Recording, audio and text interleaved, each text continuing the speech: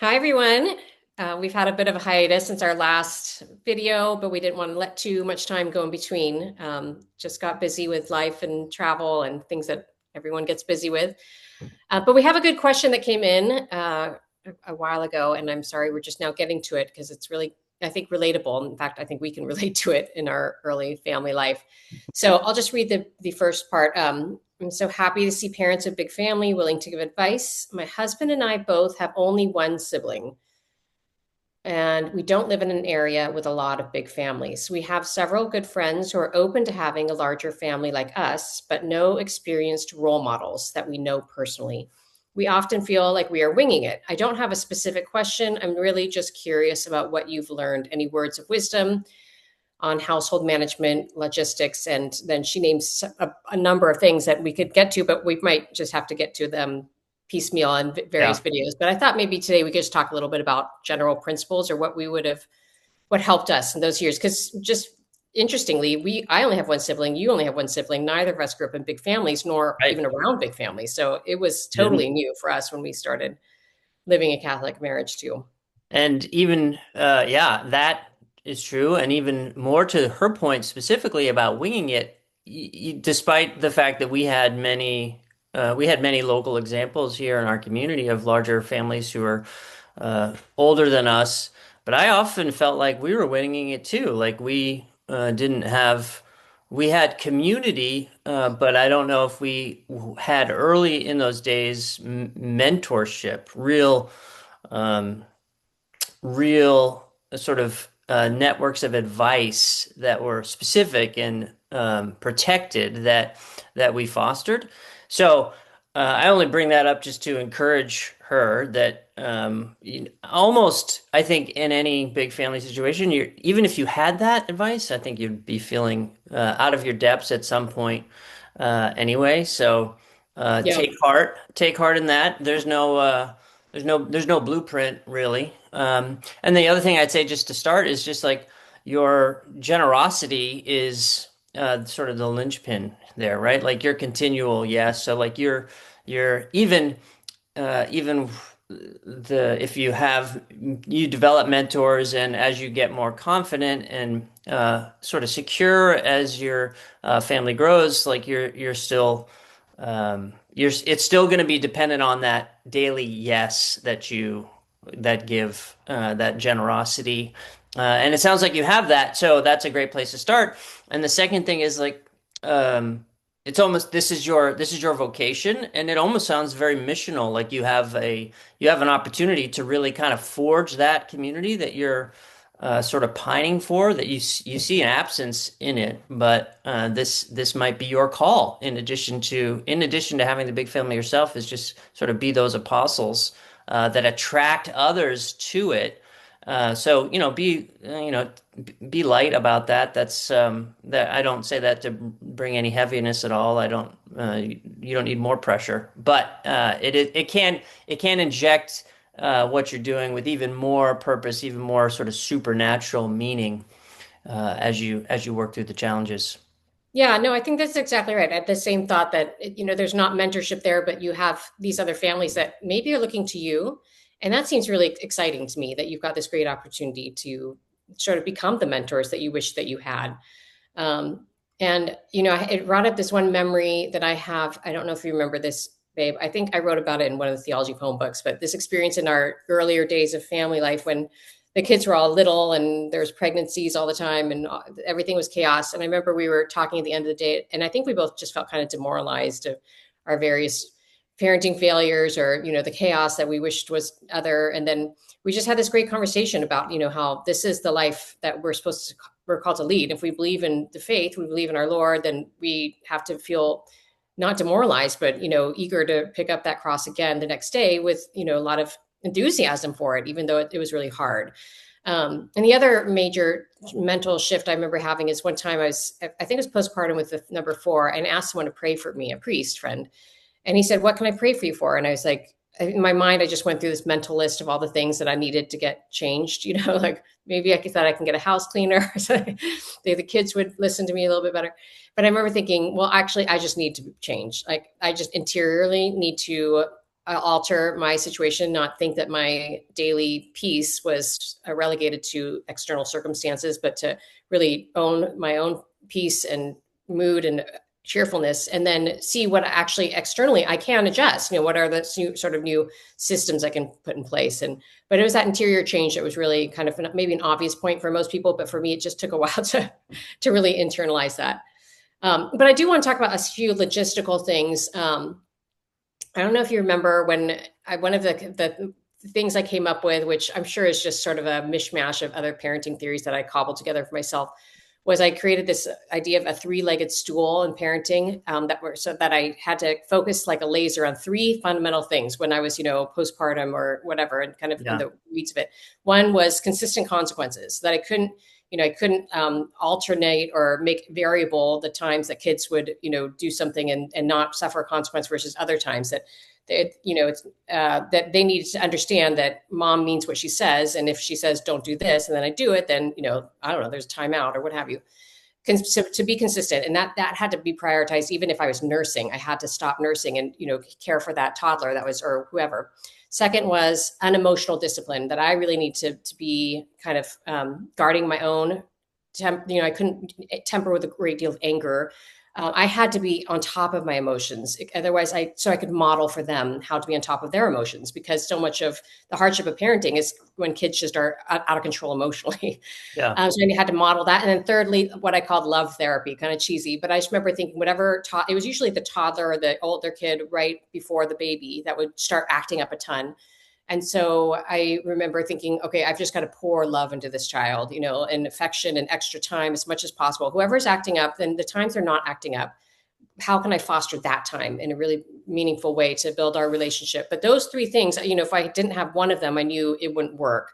I had to really do all three. So that's one just practical thing that helped me in those earlier years. Yeah, and the where my mind goes to, that's all very good, and I remember leaning on that a lot, especially the love therapy.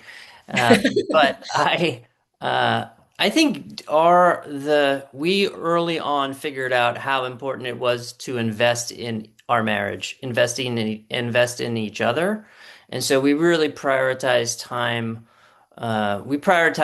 and resources to do that. And so that would be a piece of encouragement and advice I would share, is like, this is the ultimately the barometer of this enterprise, this family that you're building is going to be dependent upon the health and vitality of the marriage first and foremost. So that is where, that's where I think the chief investment should be: emotional and um, time, resources, money.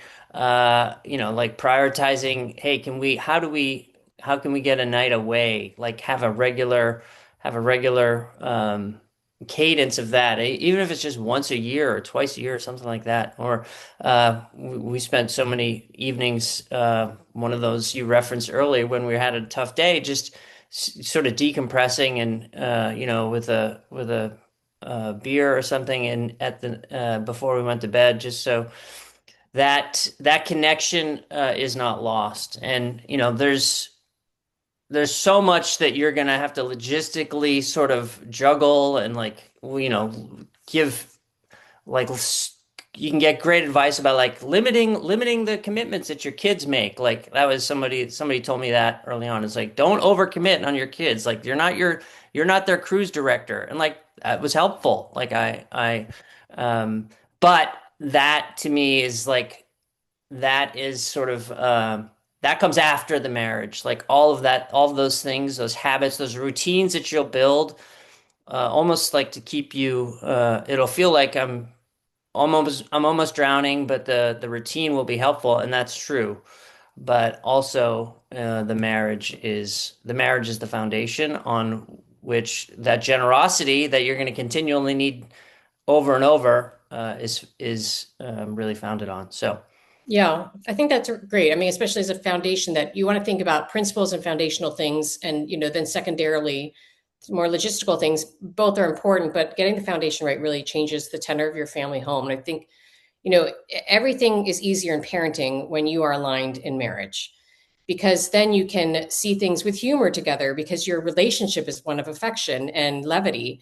Yeah. And then that translates a lot into the emotional tenor of your children's experience. And so when there's strain in the marriage, parenting feels far more burdensome. It really affects all the dynamics. And I think children really have a sense of peace when they understand that there's a foundation of love, that they're experiencing. One other principle thing I was thinking about, is that, one thing to remind ourselves, particularly maybe as moms who are managing a lot of multitasking, is that formation is greater than efficiency. Formation is greater than efficiency. So it's like that old adage or old idea that, my children unload the dishwasher and they don't do it right. They put the wrong things in the wrong places, and it would just be faster if I just did it. That's going to make everything more efficient, or if I make the dinner by myself, or but trying to find those places where you can bring them into it, and knowing that efficiency is not as important as formation right now, and this is just where I am in my life, and to be slow and allow this seasonal time where I can't be hyper efficient is important. That being said, I think it's good to have routines, but then have some flexibility within routines. So it's not like, I remember at one point thinking I need a schedule at 7 a.m. I do this, 8 a.m. And as a mom, a small kid, you kind of can't, you don't have that ability to be very scheduled. And so it translated into, while I was homeschooling, we always unload the dishwasher after breakfast, or load up the dishwasher after breakfast before we start homeschooling. And that could be at 8, that could be at 9, that's when, it allows for some variables. So finding a rhythm that is not held rigidly, I think, is important too in those early family years. Yeah. And the other piece of practical advice that I can't remember who told it to me or how maybe I just absorbed it and then internalized it and made it my own. I released myself as the father, and at that time I was the only one working between the two of us, right? So I was supporting the growing family, and I just there's a lot of sort of societal pressure to be like really planning financially around like, what is your family going to look like in 10, 20, 30 years, as your kids get into their teen years and you think about schooling and college and all that. I found it helpful just to kind of release myself from all of that burden and just like almost live in the now. And I know that's like generally terrible financial advice, but Yep. I found it to be really freeing from like this added weight of like, okay, we're barely hanging on now in our early days, and then also additionally, like I'm not doing anything for college prep, and I just had to release myself from that, and those things worked out. Like it's not that I lost my ambition to be able to plan and to provide, but I just wasn't gonna let like that spoil the time that I had when my kids were super small and we were kind of broke. And I needed to be able to experience the sort of charm that our Lord had for me there, because that is part of the charm. There's something really that was very revealing to me about the joys of building this large family, this enterprise that we were building together. And if I was constantly stressing around, well, how am I going to put all these kids in college, then like that would Yeah. have stripped some of that away. And I'm glad that I either someone told me that or I was able to figure that out on my own, because it made those early years more special. Yeah, no, I think that's great. And, it's all balanced with that.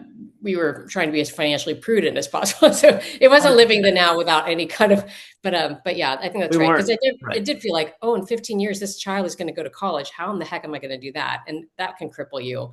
Um, and it We does weren't tend to, we weren't yeah. going to Burning Man, right? No, we were not. Yeah. Um, yeah, another thing I think that we focused on was, even before we had older mentor type relationships, the people that you have in your life, which it sounds like this a writer, has friendships and with people who are open to big families. So even just making sure that you're becoming a family that is hospitable, that, we host a soup and stations during Lent on Fridays, or we alternate, whatever. But we would always have families over for dinner, go to their house for dinner. And, it'd always be kind of chaos because you're inviting all these little kids over. And then, we would say at the end of the evening, okay, 10 minutes, everyone clean up before, the moms would say that, before everyone departed, whose ever house we were at, just so it's not too much chaos for the other person, but just trying to have simple, imperfectly done hosting, but that you are making time, social time, because of that, when you have young kids, it's hard to get a babysitter and see friends. And so making it a family thing. And then the kids kind of grow up feeling like a community, and, feeling that sort of experience of fun, family fun that we're having together. That's not onerous on anyone to plan or to execute. So finding ways to inject kind of fun into your family life in whatever stage you're at. I mean, even we didn't go on lavish vacations, certainly, but we would go camping or take the kids we live near the beach. So if you live near the mountains or a river, or doing outdoors free stuff. A couple of times you'd rent a big house with a few families, so it wasn't too taxing on anyone's pocketbook, and then just go for walks in the woods. So just sort of simple things like that. No, like all-inclusive resorts were in our history or anything like that. But I really liked the simplicity of those sorts of recreational activities. Amen. Yeah. Anyway, unless we have anything else to say, we want to keep these short. So maybe we can get to some more of her logistical questions in another video. We also have a couple more in the inbox to talk about. And please feel free to direct message my Substack, or you can email me at noelmehring@gmail.com with anything you'd like us to discuss. So, all right. Thanks. Bye. So.